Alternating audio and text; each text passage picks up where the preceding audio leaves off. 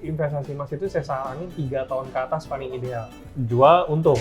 Gold itu harus selalu menjadi part of your long term financial plan. Jadi kita rencananya adalah mengakumulasikan kekayaan.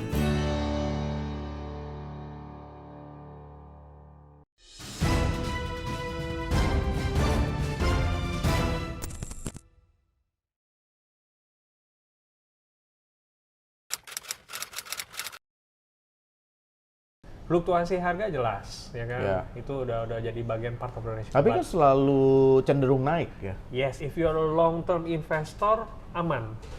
Kalau Jadi- short term malah rugi ya. Short term, I not very recommended gitu ya. Karena kayak contohnya aja, investasi emas itu saya saranin 3 tahun ke atas paling ideal.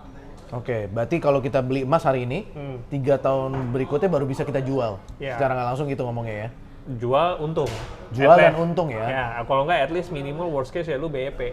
Karena bisa Oke. aja you buy at the time at very peak gitu kan. Terus kena lagi momennya lagi corona begini lagi. Wah, itu lagi repot ya. Lagi repot dah itu harganya dah. Jadi gold itu harus selalu menjadi part of your long term financial plan. Jadi kita rencananya adalah mengakumulasikan kekayaan. Ya.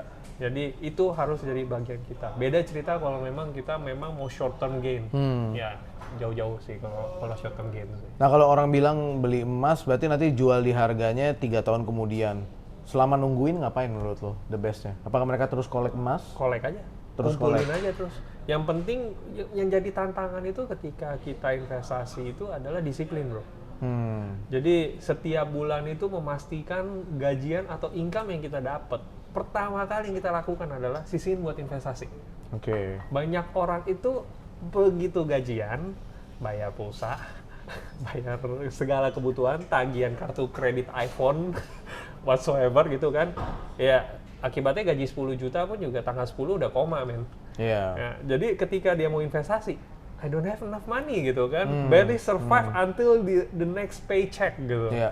Jadi ya lifestyle itu pengaruh. Jadi kayak rumus fisika juga, semakin besar penghasilan kita, usahakan gaya hidup itu jangan diikuti. Karena kalau diikuti juga ya seperti fisika, tekanan pun juga akan semakin besar. Futures market itu kan margin ya.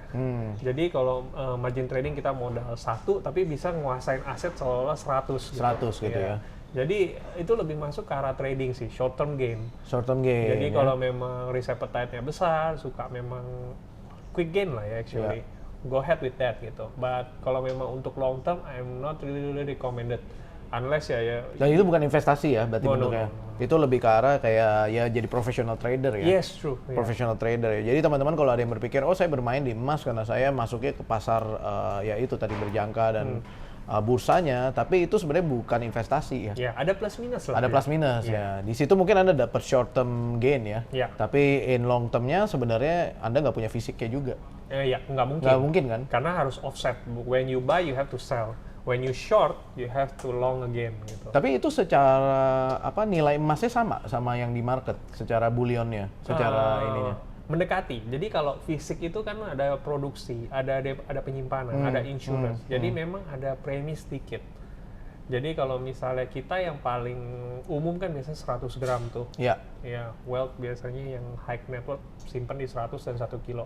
Itu dari harga internasional mungkin bisa beda sekitar 3-5%. 3-5% Kecuali dia ambil yang kiloan. Kalau kiloan baru bisa mendekati lah, very close with the international market price gitu. Tapi tetap ada beda juga harganya. Saran dari gua, stick to the plan sih. Stick to the plan. Yeah, Bikin plan dulu berarti. Iya, you have to have a plan gitu. Karena kan kalau kita nggak punya tujuan, kita nyimpen tiap bulan tapi nggak jelas tujuannya. Believe me, itu nggak bakal ada motivasi gitu buat kita tiap bulan menyisihkan. Tapi kalau misalnya kita udah plan, the next 5 years I wanna married. The next 5 years I wanna down payment the mortgage or whatsoever gitu kan, rumah. Jadi kita udah jelas, oke, gua mesti berarti tiap bulan gua mesti sisihin berapa. Nah, di kita itu ada yang namanya goal based financial planning. Gold based financial planning. Dari Indogold. Nggak ada Indogold, basically ada dari temen yang ngajarin juga sih. Oh, okay. Jadi gue jadi apa yang very very simple actually. Ini di keluarga sih, sorry. Jadi di keluarga kita itu kalau namanya dagang emas atau beli apapun itu kita suka konversi. Jadi modal, kalau saya modal dagang emas waktu itu 2 kilo. Begitu akhir tahun kita lihat, masih ada 2 kilo nggak? Oh, oke. Kalau masih ada 2 kilo, berarti kita dagang capek doang. Tapi kalau kita ada lebih, berarti kita dagang itu untung. Kalau kita berkurang, memang secara pembukuan kita ada profit. Neraca rupiahnya menggembung. Tapi ketika kita konversi ke emas, kok sama atau kurang bahkan. Itu that's bad for business. That's problem ya. That's problem. Nah, ya. begitupun juga dengan goal based financial planning adalah contoh sekolah. Kita lihat SD yang kita mau, ini kita ngomong negeri jangan swasta, karena kalau swasta kenaikannya kan beda-beda juga, jangan jauh juga ada uang pangkalnya ya. Jadi kalau kita lihat negeri, oh masuk SD berapa sih gitu kan? Kita konversi dengan harga emas per gram pada saat itu. Contoh misalnya menerapkan 6 juta. Kalau kita lihat harga emas 600.000 mungkin sekitar 10 gram.